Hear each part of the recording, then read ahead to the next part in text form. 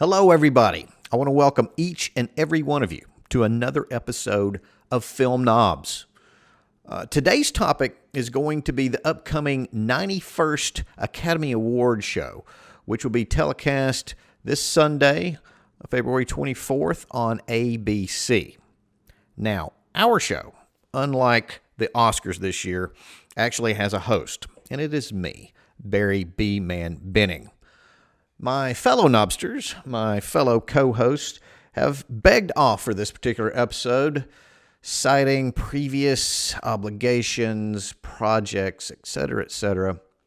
Personally, I think they may be just a little bit too scared to take on today's topic.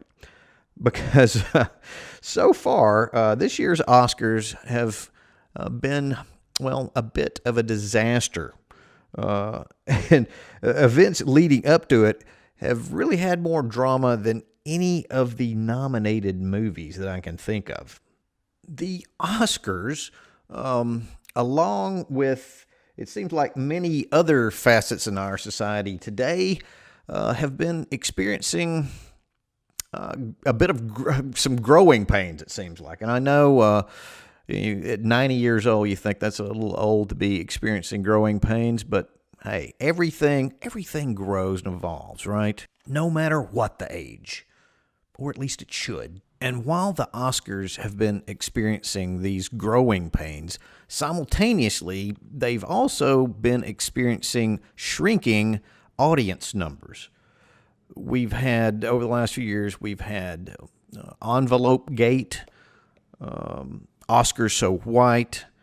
There have been claims of lack of diversity with race, gender, sexual preference, all of these things which have kind of helped lead up to historically low ratings for last year's telecast, with only, I think, 26 or so million people bothering to watch. And so far, this year's Oscars, or at least the events leading up to it, have certainly had their share of controversy as well. Starting off in August, last August, with the proposed Best Popular Film category, created obviously as a response to try to combat those shrinking audience numbers for the telecast over the previous few years. The reasoning, I'm sure, is blockbusters. They bring in, they brought the numbers into the theater, so they should bring the numbers in on the Nielsen ratings. People will tune in to see if their favorite movie wins something. Well, that idea was met with pretty much across the board derision. Nobody thought that was a good idea. It just seemed to, cheapen the idea of what an Oscar is supposed to be and what it should represent. And what it should represent is the best in filmmaking and not act as a popularity award. We have the People's Choice Awards for that. And yes, I know there's some of those out there, and with some justification that will argue that they're neither an achievement award nor a popularity award, but more of a political award, if you will, internal politics. But that's another topic for another day. As far as the topic of the most popular or best popular film category goes, about a month or so later, that idea was not completely dropped. It was shelved, I think, until they have time to look at it further, and then they'll drop it. So on to the next controversy. So originally, I believe, it's my understanding at least, that the first person the Academy wanted to go to ask to host this year's event was going to be Dwayne Johnson. And from what I've read, Johnson was really kind of excited about that. He was looking forward to that. Unfortunately, unfortunately for him, his tentpole projects, Hobbs and Shaw, the sequel to the Fast and Furious movies, that and also the sequel to Jumanji. He was shooting both of those back to back, and the schedule just wouldn't allow him time to do hosting duty. So we're going to have to wait a little bit longer before we get to see the song and dance man that's been hidden inside the rock for all these years. So from Johnson, the Academy decided to zero in on one of his co-stars from a couple of movies, Kevin Hart, and that seemed to be a pretty good choice, at least a pretty good idea as far as I was concerned at the time, and a lot of other people. Until I believe not very long afterwards, some internet sleuths, some internet detectives dug up some old social media posts where he used homophobic slurs and language, and also some old stand-up routines where Hart talked about how he definitely did not want to ever hear about his son becoming gay. Anyway, that obviously didn't set well with a lot of people, understandably so. But Hart responded to that with a video where he pretty much said he had grown and moved on, and his quote was that he was in a great mature place where all I do is spread positivity. That I guess wasn't enough. It didn't placate the Academy Board. So after that, according to the Hollywood Reporter, the Academy CEO Don Hudson called Kevin and asked him to apologize for those old tweets. Now, according to Hart, it wasn't so much asking as demanding an apology, which I guess just entrenched Kevin's position, and then he ended up resigning the host duties. And then he went out and publicly apologized. Did the exact thing that the Academy had wanted him to do. And afterwards, the Academy had made overtures to several past hosts, all of whom decided that maybe the hosting duties were just too big of a hassle and a headache to deal with. So the Oscars find themselves hostless for the first time in 30 years since the disastrous Rob Lowe Snow White mashup musical number, and it's the second time in the Academy's history that they've gone without a host. And actually, that '89 telecast was hostless on purpose, not like this year where they just couldn't seem to find anybody. That year's director, Jeff Margolis, actually had said that hosts slow you down, and because the reasoning was you've got to have something for the host to do, the opening number or whatever it is, either a musical number or routine, whatever, and then you've kind of got to feature them throughout. And so they decided they would just use their presenters as hosts. But I'm not terribly fond of that idea personally. I kind of like the idea of having a host, even if it means, spending a little bit more time.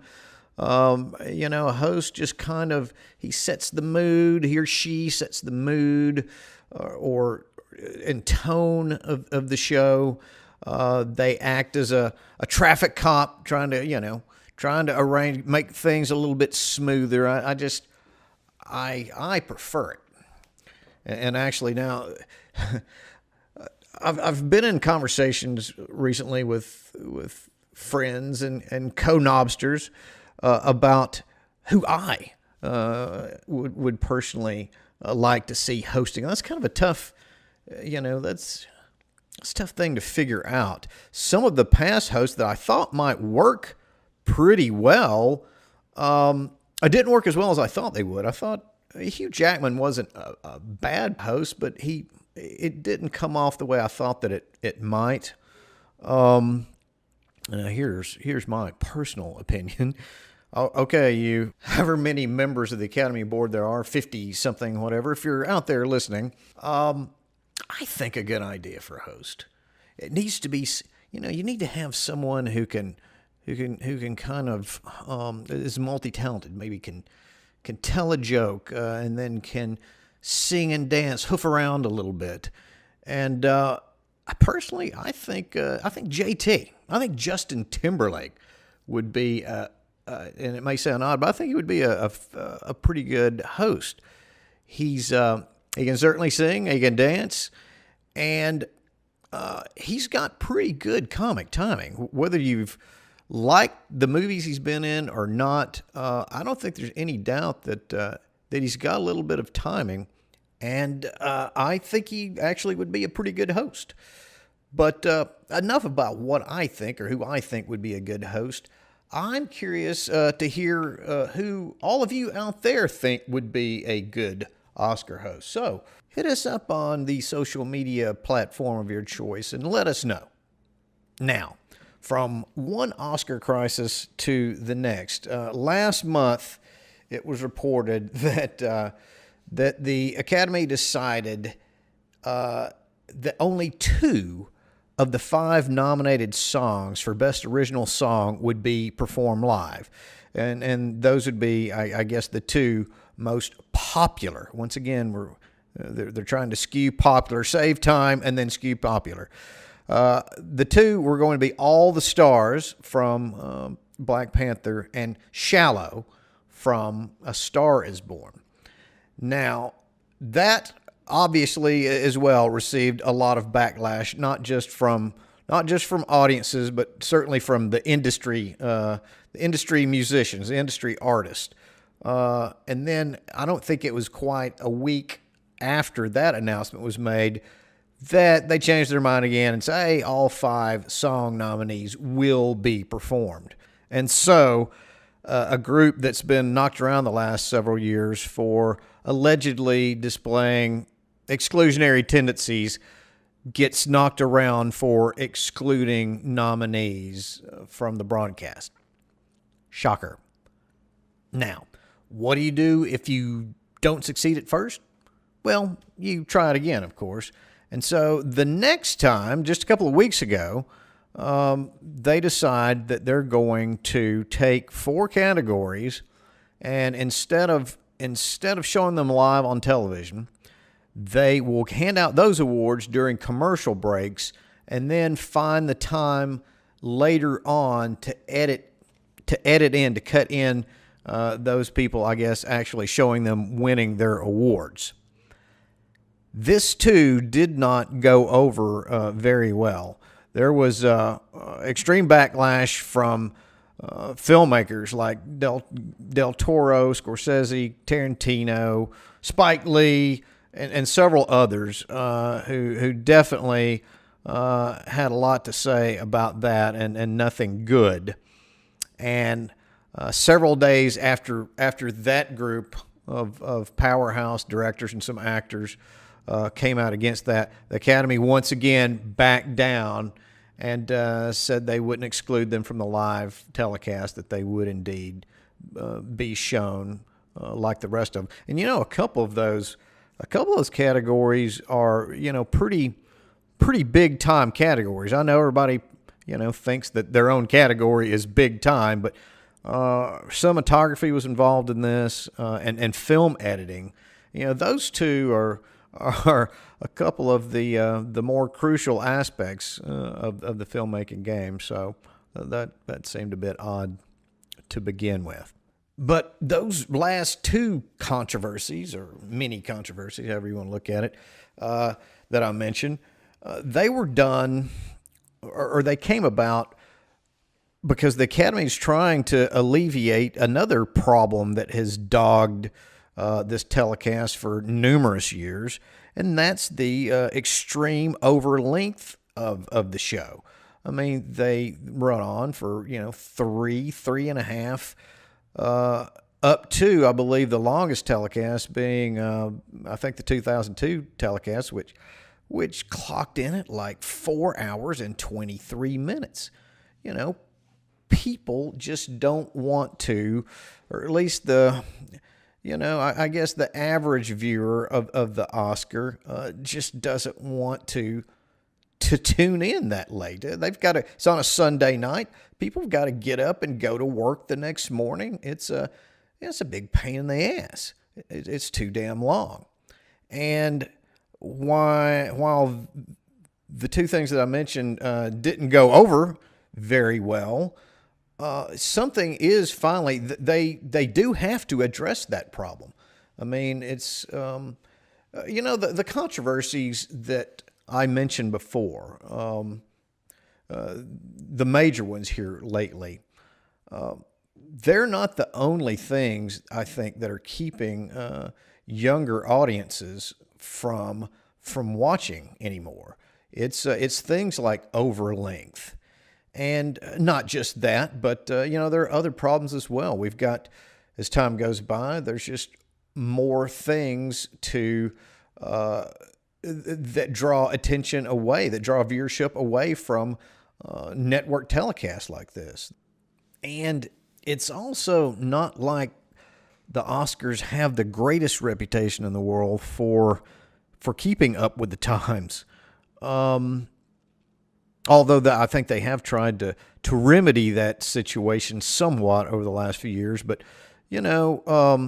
the Oscars do have a reputation for awarding certain types of films, more old-fashioned films, the big awards, than the newer artists that are coming out with new and exciting visions.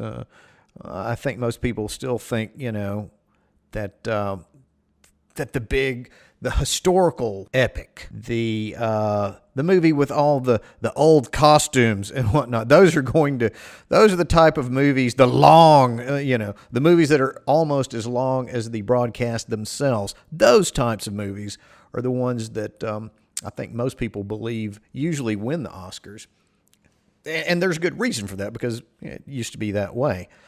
Here in the last several years, though, the Oscars have kind of moved away from that. They're trying to show that they have a little bit more of an open mind, I guess. Last year, The Shape of Water, basically the very beautifully mounted retelling of the Creature from the Black Lagoon story. That one Best Picture last year. The year before, we had Moonlight.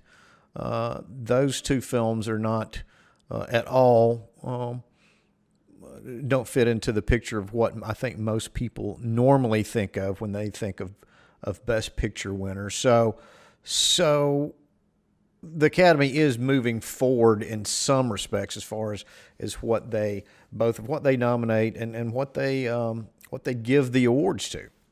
But there's still obviously a lot of work left to be done. And I think that people should be mindful and diligent in keeping the Academy on a forward momentum. But despite all these problems, despite all these controversies lately, and despite all the work that is left to be done here, I still personally love Oscar night. I just do. Maybe I'm old-fashioned. I don't know. I guess I am a little bit old-fashioned, but I kind of enjoy the pomp and circumstance of the whole big party. I enjoy the dog and pony show, as they put it on. I enjoy watching all the extravagant, crazy gowns and costumes, tuxedos. Against my better judgment, sometimes I just enjoy the whole scope of the thing. I even find myself enjoying, being able to laugh at some of the oversized egos and some of the crazy statements that these celebrities still haven't learned to stop themselves, to couch themselves from saying.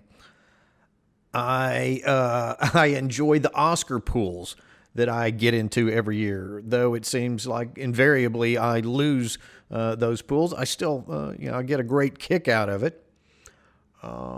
Usually every year, my family gets together and we get together and watch the show, laugh, talk, have a good time. Watching the things that I've just mentioned, we some years we even dress up as our favorite characters from some of the year's previous movies. I know that may sound a little bit odd, but trust me, it's a blast. We have a lot of fun. So, despite a lot of the negative things that the Oscars have surrounding them at the moment, and not just this moment, but for a long time, there's still a lot of positives to be said about it, and perhaps it can get better as people try to figure out. As people try to make sure that more people, more different types of people, are included in on the party, and if that happens, it'll just make the party even bigger and better. And despite all these negative aspects that have kind of been swirling around this event over the last few years, I actually think that all this drama all this backstage drama might actually pay off ratings-wise for the show this year. Because it seems like right now we're kind of living in a bit of a soap opera society, and where everybody seems more than ready to tune into the next train wreck. And, this show has been tipping on the rails ever since it left the station.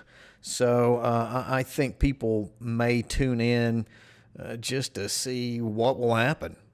And added to all this uncertainty as to how the show itself is going to come off this year, we're talking about the show itself, is that even though Roma seems to be kind of the heavy favorite, I guess, certainly as far as Best Picture goes right now, there's still a lot of intrigue in how the awards themselves will turn out.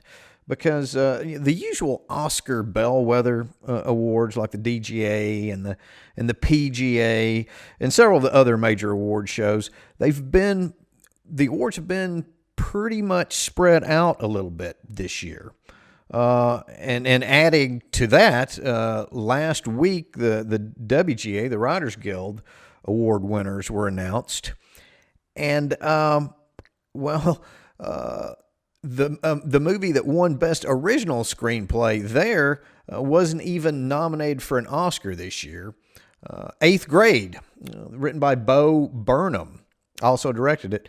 That was the WGA pick as the Best Original Screenplay, and by the way, it would be my pick as the Best Original Script of the year as well.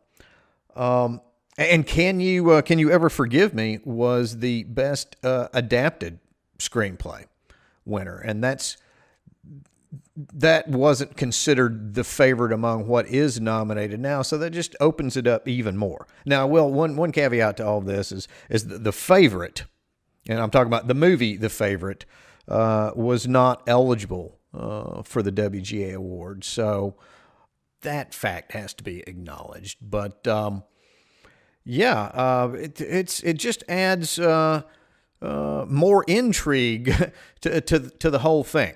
And finally, another positive indicator, at least as far as potential ratings go, is that the Oscar telecast of the past that have featured blockbuster movies that have been nominated for Best Picture, do historically well in the ratings. The highest rated Oscars in history in total, as far as total viewership is concerned, was the 1998 telecast where Titanic won Best Picture.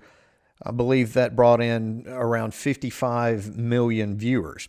Now, the previous year's viewership was about 20 million people less than that, even though both ceremonies were hosted by Billy Crystal, who, and Billy Crystal, one of the most popular and well-liked hosts in Oscar history. But I think those ratings differences there between those 2 years suggest that the host isn't the overriding factor in what determines the rating. So, again, that could be, at least Academy members can look at that fact in a positive light, because this year's Best Picture nominees, there are 3 Best Picture nominees that have grossed over $200 million at the domestic box office this year. We've got Black Panther, which has just clocked in at over $700 million, and both Bohemian Rhapsody and A Star is Born are slightly over that $200 million mark. So there are a lot of viewership there with just those 3 movies themselves, and that could generate more viewership as well. But enough about box office and ratings and controversies. It's time to get down to the, as Scott Rogowski would say, it's time to get down to the nitty-gritty. It's time to talk about the Oscar categories themselves, the nominations, and for the next few minutes, I'll tell you who I think will win, who I think should win, and who I would have picked if I had been given a ballot. And hopefully, maybe I'll help you look at something a little bit differently in a new way that might help you win your Oscar pool if you're in one. Or, it might actually tank your Oscar pool, considering that earlier I told you, I didn't have much luck at it. So, anyway, let's give it a shot. Let's start off with best makeup and hairstyling. And to me, I don't know, I think this is probably going to be an easy pick, although makeup and hairstyling can be tough sometimes. Over the years, I've been surprised by not only what the winners are, but I've been very surprised at what even gets nominated. I know one year, and don't get me wrong, this was not a very good movie, but how in the world Tim Burton's Planet of the Apes remake didn't get a nomination even in this category just astounds me. But this year, the nominees are Vice, Border, and Mary, Queen of Scots. And almost by process of elimination. And not many people probably saw Border or Mary, Queen of Scots. Vice is much more widely recognized. And the work there was very, very good. I mean, Christian Bale once again disappears inside of a character, but not just because of his acting skills, which are pretty phenomenal, but because of the makeup and hairstyling. And if I'd had a vote, that would probably be my pick as the best of the year as well. So, moving on from best makeup and hairstyling, we go to best costume design. Our nominees this year are The Favorite, The Ballad of Buster Scruggs, Black Panther, Mary Poppins Returns, and Mary, Queen of Scots. Now, traditionally, this award is usually given to the Victorian era looking sumptuous period piece. And we've got 2 movies that certainly fit that bill here. We've got The Favorite and Mary, Queen of Scots. Those are the types of films that traditionally win this award. And I'm going to go ahead and say I think that the favorite will probably win this. Again, it's just the type of movie that does win this. I've been wrong on this category so many times by picking what I think should win. So for Oscar pool bettors out there, I guess I would go with the favorite. Personally, if I was picking, I would go with Ruthie Carter's Black Panther. I think she certainly is deserving of that. It's about time. But I'll pick the favorite. From there, let's talk about. Let's go to the editing, or excuse me, to the both of the sound awards. Now, sometimes people get, including myself, for a while, I was a little confused about what's the difference. What's the difference between sound mixing and sound editing? Well, sound mixing it used to be called just best sound. And that award is given to the movie that just has the overall the best soundtrack. And I'm not talking about just music. I'm talking about everything that's involved in the soundtrack and how those elements are mixed to what levels and how appropriately, or at least that's the idea, how appropriately they're mixed. In the last couple of years, there've been a couple of nominees that have turned some heads as to how they actually got nominated.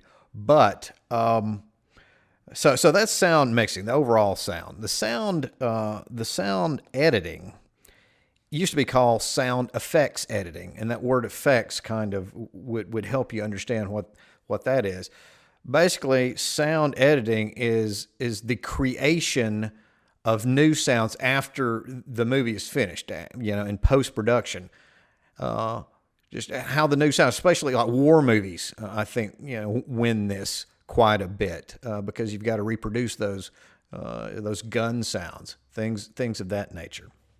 So I guess let's go to the sound mixing first. And the nominations there are Bohemian Rhapsody, Black Panther, First Man, Roma, and A Star Is Born. Now, you've got a couple of musicals in there, and of course that's going to be, I think, I don't know if voters just kind of immediately gravitate towards, you think about sound, well, music's very important, right? So those types of movies get nominated quite a bit as well. I'm going to go with.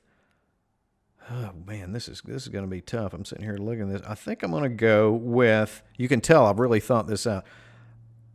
I'm going to go with A Star Is Born, just as a slight favorite over Bohemian Rhapsody.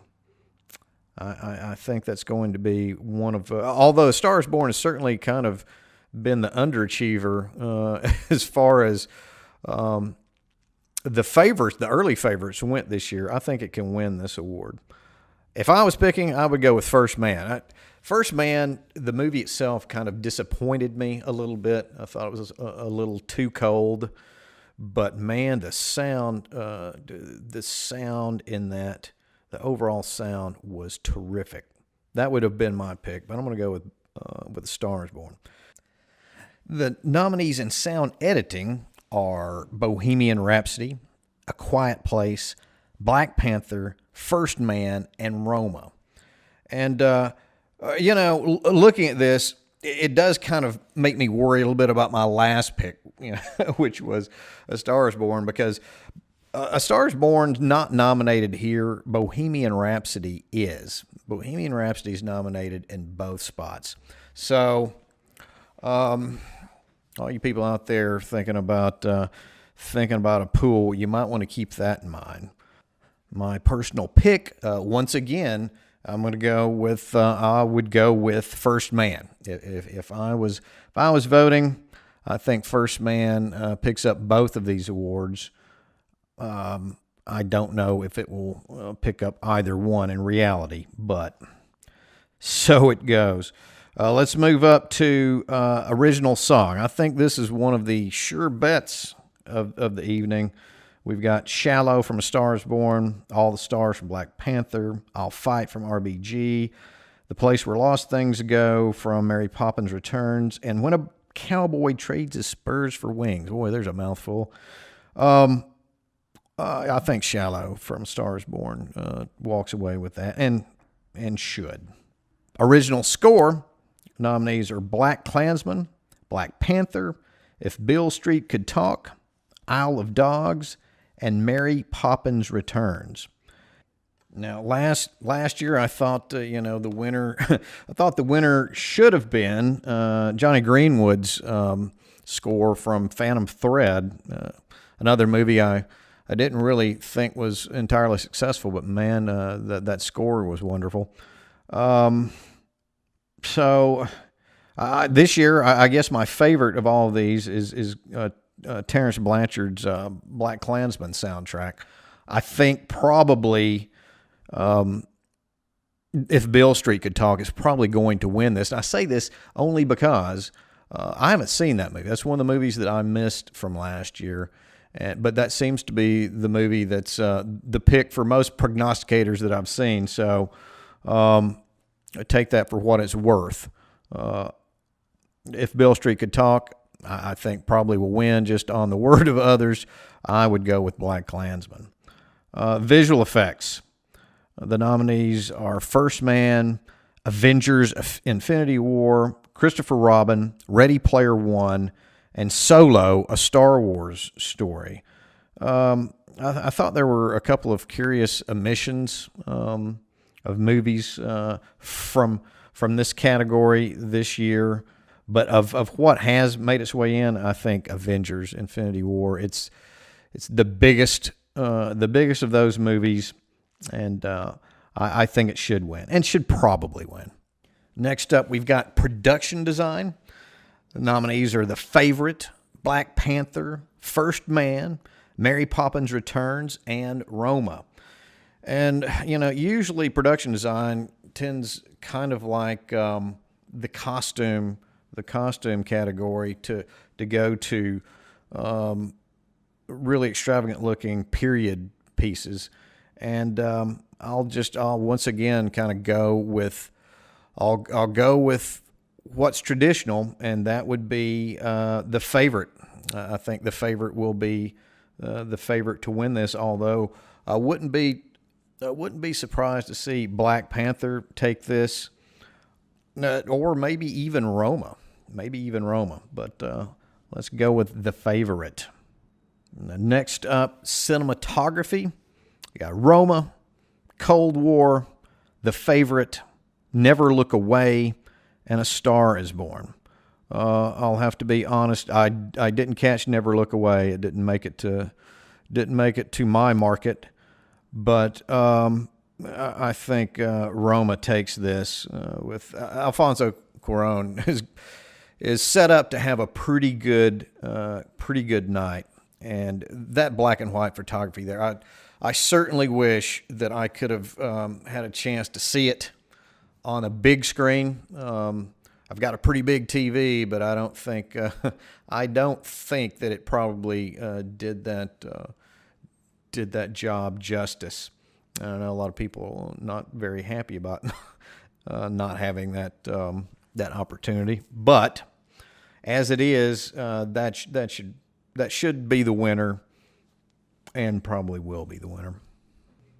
In film editing, we have Bohemian Rhapsody, Black Klansman, The Favorite, Green Book, and Vice. And this is a tough one for me to pick. It usually goes to kind of the flashier editing jobs, it seems like. And if that's the criteria, if that's what they're going with, Vice would be the choice. And that's what I am going to go ahead and predict, Vice being the winner of film editing. Although, film editing also seems to... I know Steve and I have talked about this. Film editing a lot of times seems to go hand in hand with the Best Picture winner. I don't think Vice certainly isn't going to win Best Picture, but the favorite and Green Book have a chance at it, but I don't think they overcome Vice for editing at least. Foreign language film. Look, haven't seen any of these except for Roma, and that is the overwhelming favorite. That's another lock. That's just a sure lock. That's going to win Best Foreign Language Picture. So I think we can all pin that in regardless of how many we've seen. Animated feature: Spider-Man Into the Spider-Verse, Incredibles 2, Isle of Dogs, Mirai, if I'm pronouncing that right, and Ralph Breaks the Internet. And this is one that I'm certainly looking forward to because I'm hoping that Spider-Man Into the Spider-Verse wins this award. We talked about how in the last couple of years the Academy's maybe showing that they're trying to look at new things, in new directions with cutting edge types of film, and Spider-Man in the Spider-Verse certainly qualifies there. It is definitely a movie of the moment. And while The Incredibles 2 has a lot of great pedigree and was the early heavy favorite, it is no longer the heavy favorite. I think Spider-Man is the favorite, and I think Spider-Man wins this. Really hope so. I'm really looking forward to that. Adapted screenplay, we've got Black Klansman, A Star is Born, The Ballad of Buster Scruggs, Can You Ever Forgive Me, and If Beale Street Could Talk. And as I mentioned earlier in the episode, Can You Ever Forgive Me, written by Nicole Holofcener and Jeff Whitty, just recently won the WGA award for Best Adapted Screenplay. I don't think it's going to win this time. I think this is finally this is Spike Lee's moment. Black Klansman is extremely good movie, extremely effective movie. I think his best movie maybe since Do the Right Thing, and I think that he should win, and I think that he will win. Black Klansman for Best Adapted Screenplay. For Best Original Screenplay, we've got The Favorite, Green Book, Roma, First Reformed, and Vice. I think this is going to come down. Good lands. I say come down to two. It could come down. We've got. I think we can toss First Reformed and Vice. Although I really enjoyed. I really enjoyed Paul Schrader's script for First Reformed. Wasn't necessarily crazy about Vice. But between The Favorite, Green Book, and Roma, I think The Favorite is probably just marginally the favorite in this category right now. If you'd asked me right after, say, the Golden Globes, certainly Green Book would have been the favorite, I think. But since then, there's been several controversies, of course, surrounding Green Book and its script. I think Green Book's still got a very good chance. There's a lot of old school voters in the Academy. I personally really enjoyed Green Book. Green Book was one of my personal favorite movies of the year. It might have been the one that made me happiest walking out. I understand some of the criticism there, or some of the controversy as far as certain statements that were made.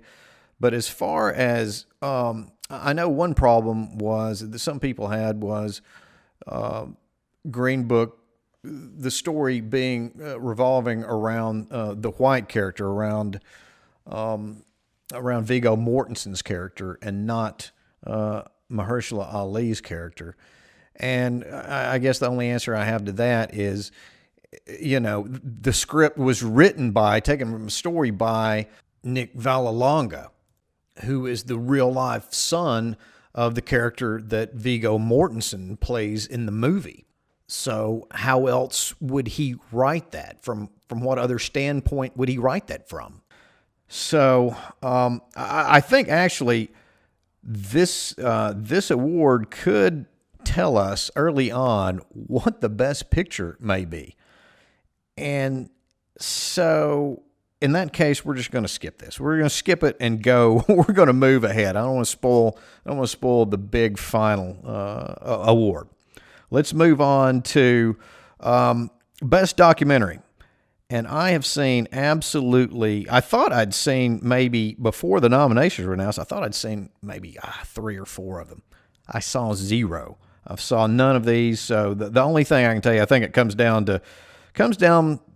between a couple of, as far as documentaries go, blockbuster movies made a lot of money for documentaries. Documentaries really having a sweet time of it lately at the box office, and that's a really, really good thing. I think people should support documentaries a lot more than we have traditionally. But I think it comes down between Free Solo and RBG. And I'll just go with RBG simply because Ruth Bader Ginsburg has been in the news a lot lately. And certainly an inspirational character to many, maybe a thorn in the side to some, but I'll just pick RBG on that alone. And how Won't You Be My Neighbor didn't get a nomination at all is just astounding. I actually thought that movie, before the nominations were announced, I thought that was probably going to win no matter what was nominated. Oh well. Documentary branch back to their old tricks. Best Supporting Actor. Mahershala Ali, Green Book. Richard E. Grant, Can You Ever Forgive Me? Sam Elliott, A Star Is Born. Adam Driver, Black Klansman. And Sam Rockwell for Vice. A very competitive category with a lot of very good actors. I've always been a big fan of Sam Rockwell. He deserved his win last year, or was it the year before? But as far as Vice goes, heck, I thought that Steve Carell actually turned in the better, trickier performance. So I'm going to toss that out. Driver, an up and comer still. He's probably out, which leaves us with Elliott, Grant, and Ali. Ali won a couple of years ago for Moonlight. Grant has been a cult favorite for a long time. I haven't seen that movie. I will make that admission right now. And Elliott, I've always been a big fan of Sam Elliott. It's really good to see him get what I think's been, the role of his lifetime so far. I think Ali's going to actually win his second Oscar, his second Best Supporting Oscar for Green Book, and it's it'd be well deserved for sure. Man, I would have a hard time picking between him and Elliott for this. Ali had quite a bit more screen time, but Elliott's turn, just in a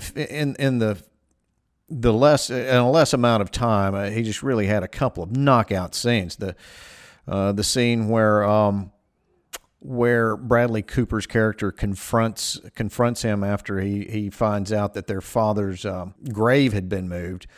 There, in a scene where he pulls out of Bradley Cooper's driveway after another emotional moment between the two of them. Both pretty much gut punch scenes. I think I might actually have to give it to Elliott just by a hair. For Best Supporting Actress, we have Regina King in If Beale Street Could Talk, Rachel Weisz for The Favorite, Amy Adams for Vice, Marina de Tavira for Roma, and Emma Stone for The Favorite. I think if Emma Stone hadn't been nominated as well as Vice, I think Rachel might have had a chance to win this, but I think they might do a little bit of vote splitting there. So I think The Favorite is going to be Regina King for If Beale Street Could Talk. Again, one of the movies I failed to see this year. I didn't see. She's I know that on Gold Derby right now and several other sites that she's the favorite, slightly over Rachel Weisz. So so of the ones that I've seen this year, I would certainly have gone with Rachel, but Regina for the win there. Now, Best Actor. Rami Malek for Bohemian Rhapsody, Christian Bale for Vice, Bradley Cooper, A Star is Born, Viggo Mortensen, Green Book, and Willem Dafoe at Eternity's Gate. I actually just watched at Eternity's Gate a few days ago, and Willem Dafoe, that guy has always been so good, so solid, and he's just upped his game year after year. He's as good now. He's better than he's ever been. And that being said, not a lot of people saw that movie, so he's probably out. Viggo Mortensen.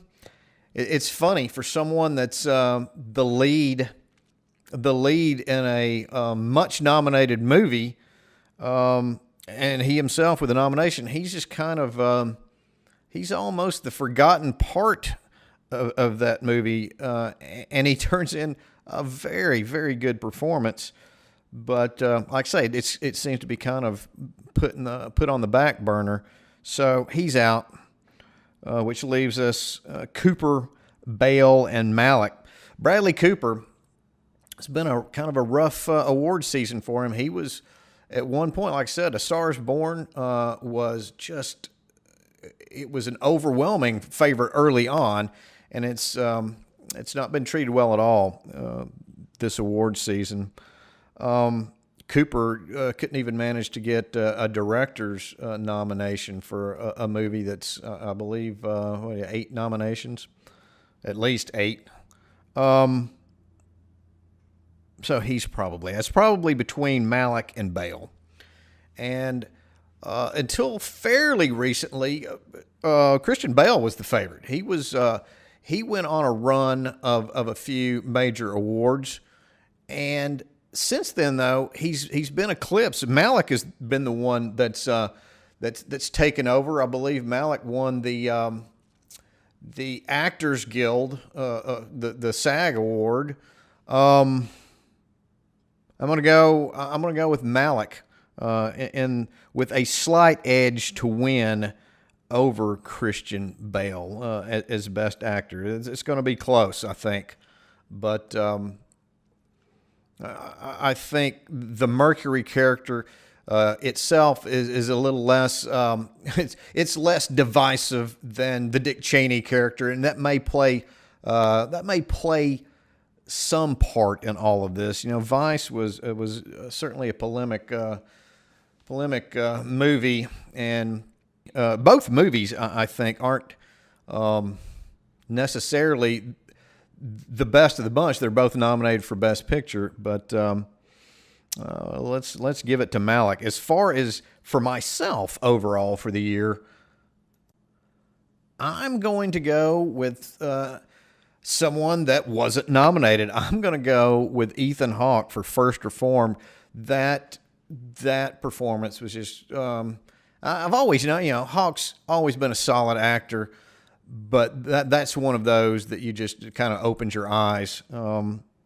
I would have given mine to the non-nominated Ethan Hawke for First Reformed. Best Actress, Glenn Close, The Wife. Olivia Colman, The Favorite.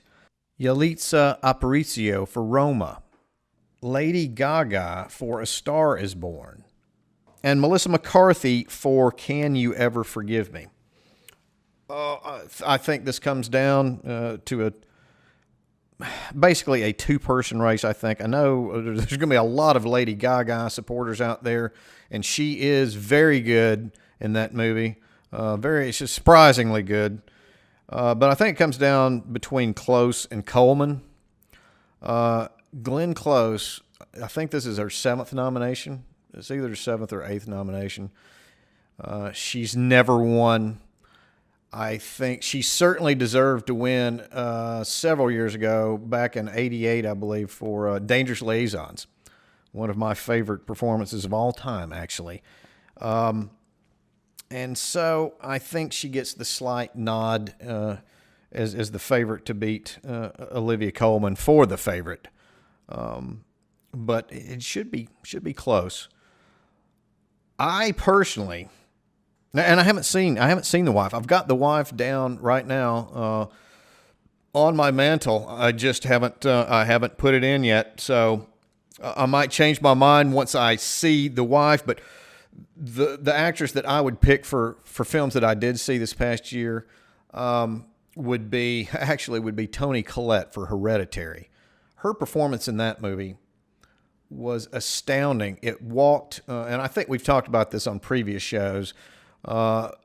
It walked such a tightrope. If she would have fell just a little bit, it would have fell over into complete camp and parody. It would have been excruciating.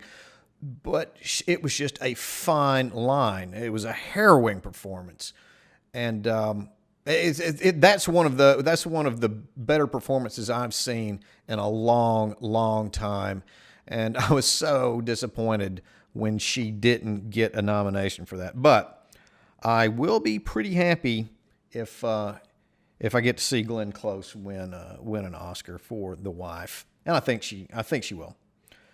Best Director: Alfonso Cuarón for Roma, Spike Lee for BlacKkKlansman, Yorgos Lanthimos for The Favorite, Adam McKay for Vice, and Pavel Pawlikowski for Cold War. I think this comes down now, once again, to a two-person race. I think it's between Cuarón and Spike Lee. I think Spike Lee has a chance to win this. Would be deserved. It's a very good movie. But I think Cuarón has the momentum. I think Spike's going to get his Oscar in the screenplay category, and Cuarón is going to win at least 2. Again, one for cinematography, and I think he wins here for best director. For me, personally, if I would have been nominating people, I probably would have. I might have gone with Bo Burnham, actually, for 8th Grade, or another fine job that not a lot of people saw this year, a small independent movie. I could have also seen myself voting for Chloe Zhao for The Rider. That was just an exceptional job that she did with a cast of non-actors who were kind of basically playing versions of themselves. And I wish that movie had gotten a little bit more attention. And hopefully maybe down the line, people will find that movie. I certainly highly recommend that. And now to the main event, the Best Picture. We've got the nominees are we got Roma, Green Book, BlacKkKlansman, The Favorite, Black Panther, A Star Is Born, Bohemian Rhapsody, and Vice. And so first off, my tosses. There's really only 2 tosses here. Bohemian Rhapsody and Vice, while both sporting 2 incredibly good lead performances. The movies themselves, I thought, kind of came up a little bit short.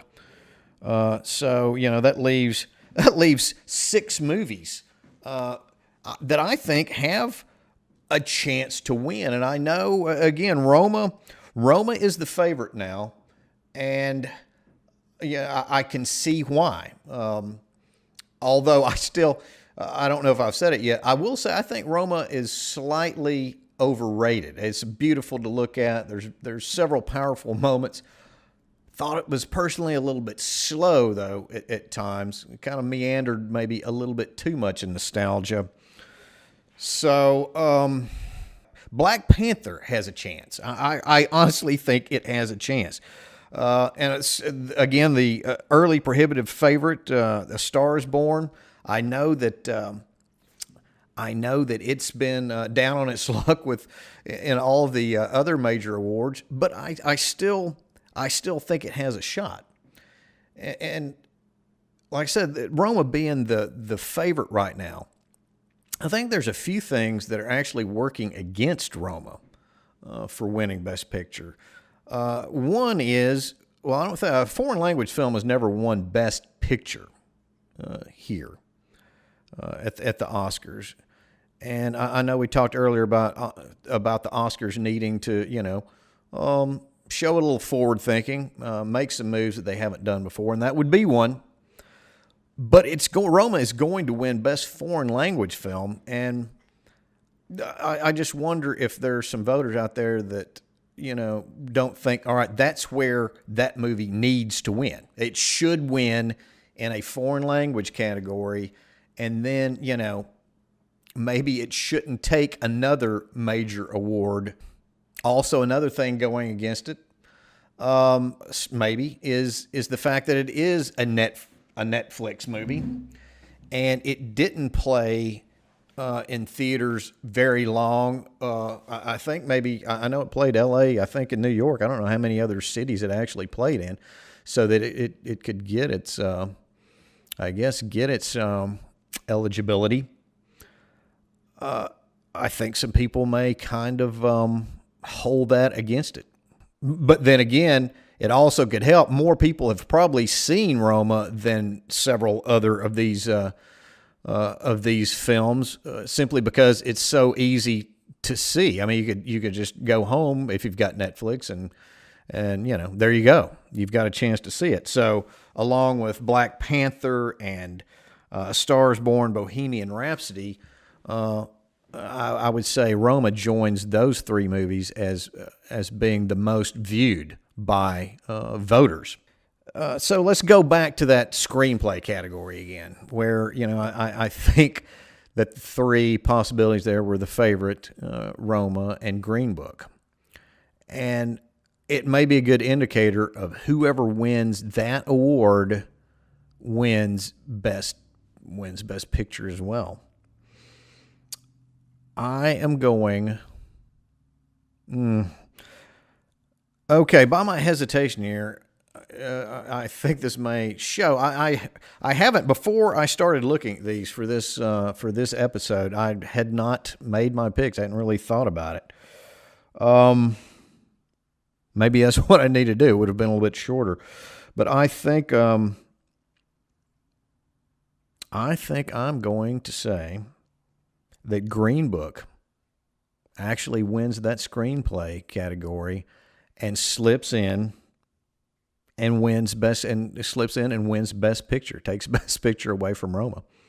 And I will be the first to tell you that may be going against the grain a little bit as far as what the talk is right now. But hey, that's the way I see it. I know, like I said earlier, that movie, despite the problems that some people have had with it, it's a feel good. I personally find it a feel good movie at the right time when we need at least the sentiments. I think behind that movie, we need a little bit more. We need a little bit more solidarity in the world, a little bit more understanding between differing people. So maybe it's a personal thing that I'm picking Green Book. It's certainly sounding that way the more I listen to myself talk. But there we go. There we have it. I'm going to go with Green Book as a slight upset winner for Best Picture. Now, on another personal note, if I had a vote on the best picture I saw last year, well, I would actually have to back up a few categories, back to the best documentary category, because the best film I saw last year was Peter Jackson's stunning World War I documentary, They Shall Not Grow Old. Using state-of-the-art technology, a hell of a lot of research, and some of his own World War I memorabilia, Jackson was able to transport us back in time and put us right there in the frontline trenches with the British troops. And that technology transforms old archival video footage and audio interviews with soldiers into something that looks like it was shot just the other day. I know some people complained that cleaning up and colorizing the old footage was cheating, not being truthful for a documentary. But Jackson's stated purpose actually was to allow people to see things just as closely as he could as to what the soldiers saw during that time. And it's also in 3D. So it's, again, like I said, it's just a stunning piece of work and the best cinematic experience I had all of last year. And that, ladies and gentlemen, I think wraps up this episode. It's gone on. I told you it'd be an abbreviated episode early on. Looks like that I may have fibbed about that. Hopefully I'm not fibbing about these picks that I've just gave. And I hope that we have a good show this year. I think maybe despite all the controversy, that we will have a good show, an enjoyable and entertaining show. And I hope you all have a chance to catch it and enjoy it. And until next time, I hope that each and every one of you manage to avoid controversy. I know it's hard to do, but so please be careful out there. Be sure to check us out. We have a channel on YouTube. You can also listen to podcasts on iTunes, Stitcher, SoundCloud, Spotify, and Libsyn. And once again, everybody, thank you so much for tuning in. Take care.